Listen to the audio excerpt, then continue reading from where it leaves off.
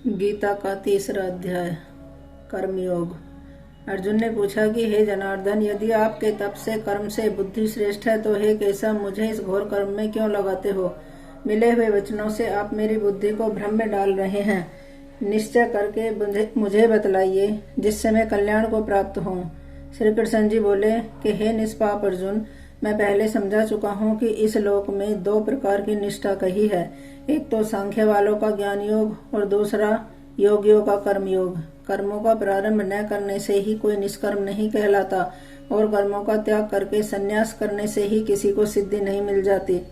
मनुष्य क्षण भर भी कर्म किए बगैर नहीं रह सकता। प्रकृति के गुण ही मनुष्य को कुछ न कुछ कर्म करने में लगाते हैं। जो अज्ञानी कर्मेंद्रियों को रोककर आत्मचिंतन करने के बहाने विषयों की चिंता करता है वह पाखंडी और मिथ्याचारी कहलाता है। हे अर्जुन, जो इंद्रियों को मन से दमन कर और विषयों में प्रवृत्त न होने देकर उनसे कार्य लेता है वह कर्मयोग का अभ्यास कहलाता है और श्रेष्ठ कहलाता है। अपने धर्म के अनुसार नियमित कर्म करो, क्योंकि कर्म न करने से कर्म को करना अच्छा है। बिना कर्म किए तुम्हारे शरीर का निर्वाह नहीं हो सकता। हे कौन्तेय, यज्ञ के निमित्त किए जाने वाले कर्मों को छोड़कर जितने भी कर्म हैं उनके करने से मनुष्य को बंधन होता है। अतएव तुम फल की इच्छा त्याग कर यज्ञ के लिए कर्म करो। सृष्टि के आरंभ काल में ब्रह्मा जी ने यज्ञ सहित प्रजा को उत्पन्न कर प्रजा से कहा था कि यज्ञादि कर्म करके वृद्धि को प्राप्त होगे। यही सब कर्म तुम्हारे निमित्त कामधेनु होवेंगे। इस यज्ञ से तुम देवताओं को संतुष्ट करते रहो और देवता भी तुमको संतुष्ट करेंगे। इस प्रकार परस्पर बर्ताव करते हुए तुम और देवता कल्याण को प्राप्त हो जाओगे। यज्ञ आदि कर्मों से प्रसन्न होकर देवता तुमको इच्छित सुख की सामग्रियां देंगे, परंतु उनके दिए हुए दान को जो बिना उनका भोग लगाए ग्रहण करता है वह चोर है। पंच महायज्ञ करके जो शेष बचा हुआ भोग ग्रहण करते हैं वे सब पापों से मुक्त हो जाते हैं, और जो अपने निमित्त ही अन्न पकाते हैं वे पापी पुरुष पाप को ही भक्षण करते हैं। अन्न से ही प्राणियों की उत्पत्ति होती है। अन्न मेघ से उत्पन्न होता है। मेघ यज्ञ द्वारा जल बरसाता है और यज्ञ की उत्पत्ति कर्म से होती है। कर्म की उत्पत्ति ब्रह्मा से हुई है और ब्रह्मा अक्षर परमात्मा से। इस कारण सदा सब पदार्थों में रहने वाला जो ब्रह्मा है वह सब यज्ञों में प्रस्तुत है।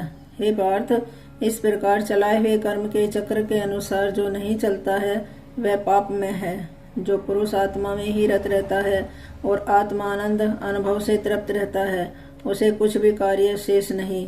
वह कोई कर्म करे या ना करे उसको कोई प्रयोजन अथवा लाभ नहीं होता है, और किसी प्राणी से अपना लाभ कराने की भी उसे कोई आवश्यकता ही नहीं है। इसलिए तुम भी फल की प्राप्ति इच्छा त्याग कर कर्तव्य पालन करते रहो, क्योंकि फल की इच्छा को त्याग कर्म करने वाला पुरुष मोक्ष को प्राप्त होता है। राजा जनक आदि ने भी कर्म सिद्धि पाई है। इसी प्रकार तथा लोक संग्रहण को देखते हुए भी तुमको कर्म करना उचित है।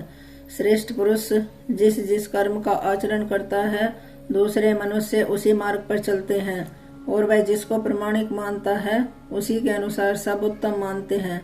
हे पार्थ, मुझको तीनों लोक में कुछ भी कर्म न रहा और न कोई अप्राप्त वस्तु प्राप्त करनी है, फिर भी मैं कर्म करता ही रहता हूँ।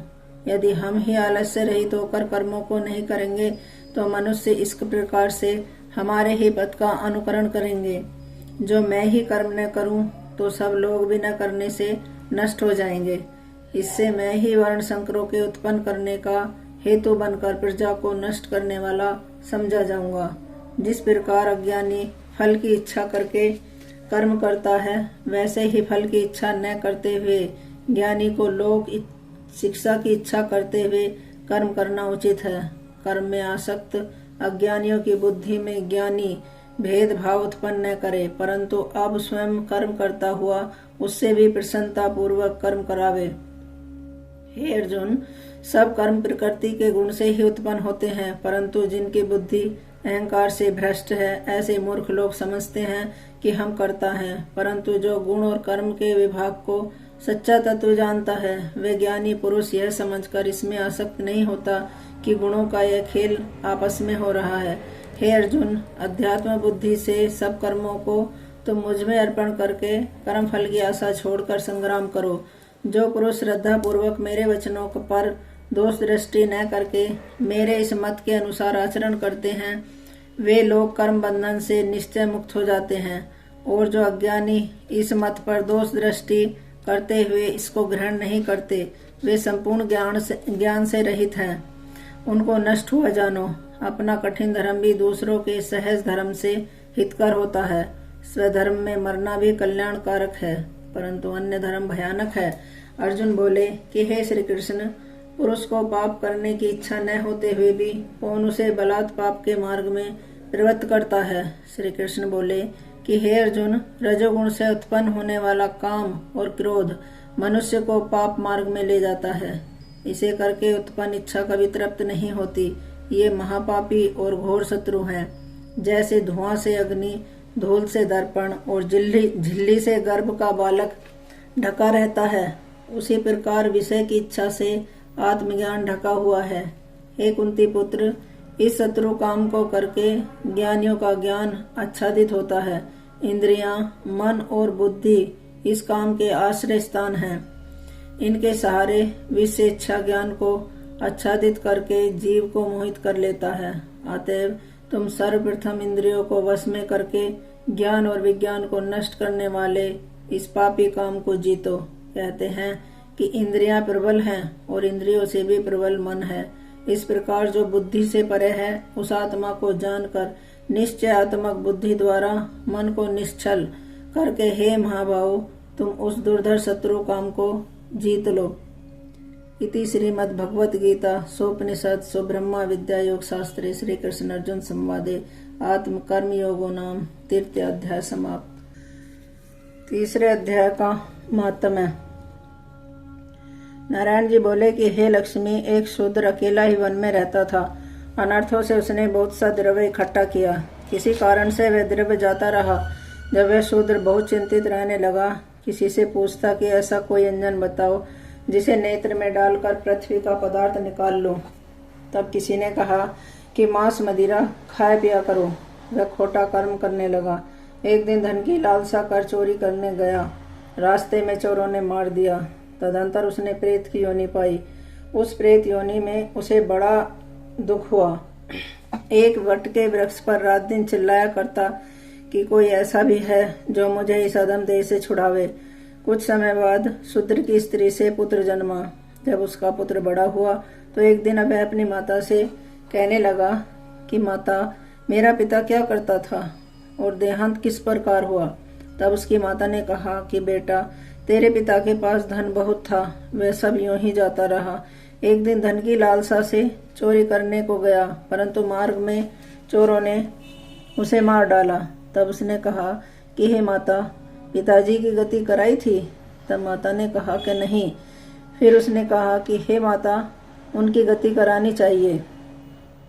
यह कह वह पंडितों से पूछने लगा और प्रार्थना करी कि हे स्वामी, मेरा पिता एक दिशा में जाकर मृत्यु को प्राप्त हुआ है, अतः उनका उद्धार किस प्रकार हो। तब पंडितों ने कहा कि तुम गया जी जाकर उनकी गति कराओ, तब पितरों का उद्धार होगा। यह सुनकर माता की आज्ञा लेकर वह गया जी को गमन किया। प्रयागराज का दर्शन स्नान करके फिर आगे को चला। रास्ते में एक वृक्ष के नीचे बैठा। वहां उसको बहुत डर लगा। यह वही वृक्ष था जहां उसका पिता प्रेत की योनि को प्राप्त हुआ था।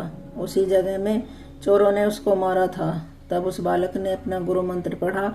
उसका एक और भी नियम था कि वह एक अध्याय श्री गीता जी का रोज नित्य पाठ किया करता था। एक दिन उसने श्री गीता जी के तीसरे अध्याय का पाठ उस वृक्ष के नीचे बैठकर किया।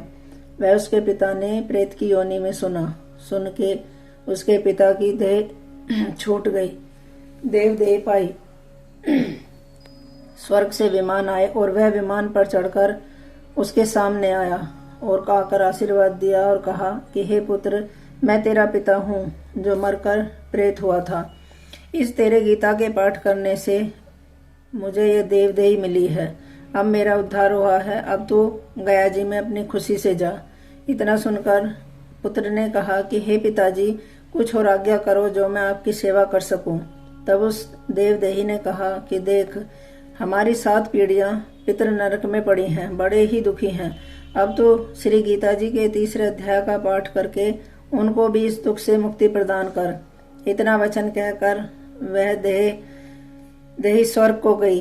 तब बालक ने वहां 3रे अध्याय का पाठ किया और सब पितरों को पुण्य देकर वैकुंठगामी किया। जो प्राणी श्री गीता जी का पाठ करे या श्रवण करे उसका फल कहाँ तक कहने में नहीं आ सकता। तब नारायण जी ने कहा कि हे लक्ष्मी, ये 3रे अध्याय का जो फल मैंने तेरे लिए कहा है सो तूने सुना है। हरि ओम।